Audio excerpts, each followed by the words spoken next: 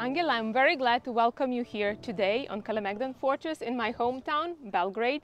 This important historical and cultural part of the city contrasted with the modern Belgrade panorama. And I believe this is a great setting for introducing BE. So please, can you tell me, what is BE? First of all, BE stands for Built Environment Education. It is also known as Architecture Education for children and young people. It uses settlements, buildings, landmarks, basically spaces and places as a subject and context for learning and a curricular resource. BE incorporates education activities related to cultural, arts, democratic and environmental education using built environment facets. To illustrate, instead of learning about historical development of Belgrade through books in a class, for example, pupils can actually come here to Kalemegdan Fortress, explore its different layers and see how Belgrade developed through time, from Neolithic and Celtic era through Roman, Byzantine times and up to the modern times when it's used as a monument and a park complex, and today is a home to Belgrade Zoo. Exactly. To give another example, instead of having architects or adults defining the uses of an adjacent neighborhood park, the children can do several workshops to be part of a redesign process, to reimagine, for example, play in the park or even design seating and climbing structures. And through such activities, children learn to analyze places, develop ideas, negotiate them collaboratively with peers and adults. And the children also learn how to use building tools and materials to actually implement their ideas. Evidently, BE offers children many developmental and skill-build opportunities. BE aims to support pupils' development of critical thinking in connection to spatial issue and high-quality built environment. Children can start to see that built environment is mainly shaped, unfortunately, by us adults for them, although they can contribute significantly to a design process themselves independently. In addition, BE can foster environmental stewardship, can inform about participatory and democratic decision-making processes. Quoting two inspiring authors, Graves and Hunter, we can say that BE can help pupils understand, and I'm quoting now, the interrelationship of humans with their environments in the past and in present, as well as in different parts of the world. It can transform abstract concepts from textbooks, but also daily events, into tangible realities, as well as intriguing stories about everyday world.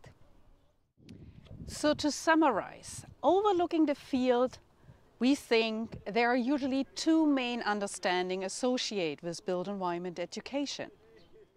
First, there are these BE activities familiarizing children and young people and adults with methods and approaches used to co-produce and design spaces. Programs and activities in this realm are intended to help participants to understand spatial and planning design processes and their results. And for short, they also provide insight into how a democratic society should or could work. And here BE is associated with democratic education.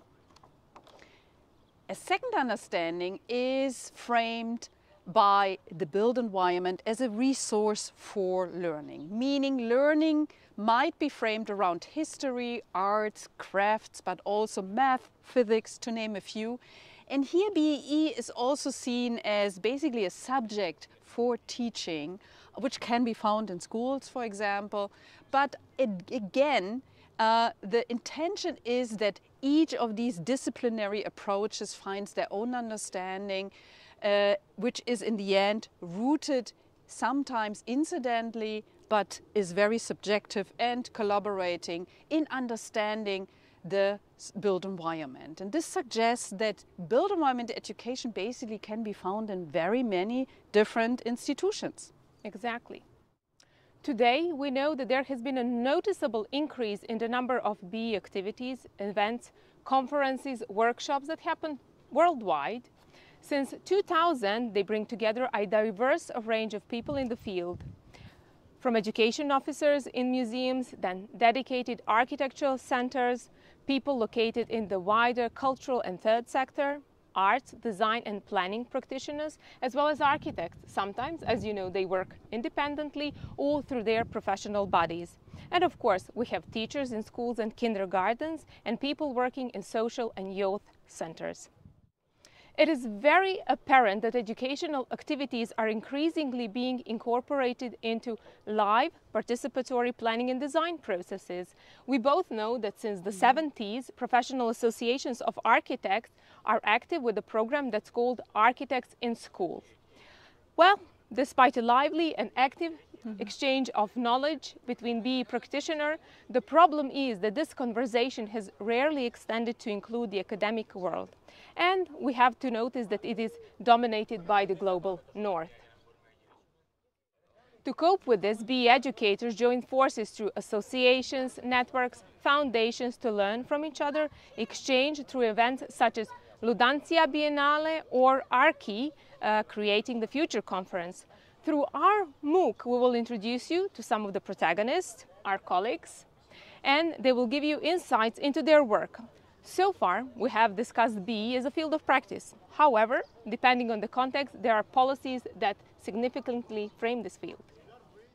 Yes, policies are indeed country and region specific, and they can differ greatly between world regions. And I would say on a global level, an important foundation for all activities is the United Nations Conventions on the Rights of the Child.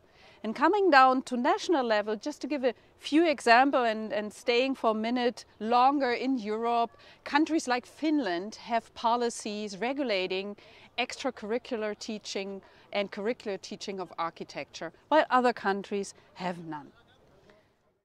The overall interest in BE by policymakers, I would say, is rising too. At least for, I think, Europe, a milestone was the Davos Declaration in 2018. Interestingly, the Davos Declaration took the German term Baukultur to somehow explain how building culture is embracing every human activity that changes the built environment, to quote here. It embraces all designs and built environment facets, their relation to natural environment. It includes planning and design processes, landscapes, cities, villages and infrastructure. And here again, we have a good definition of built environment education, which is basically the Davos Declaration also asking for. And as world regions and countries have their own paths and focus in discovering the importance of built environment education, a further international milestone for sure is the UNESCO and International Union of Architects formulated Charter for Built Environment Education for Children and Young People from 2019. And it builds very nicely, I would say, and adds on the UIA Built Environment Education Guideline passed in 2008. These policies accentuate the importance of active engagement and citizen participation in decision-making processes about space. It needs to be made central in education, addressed at all levels of education, at a global scale.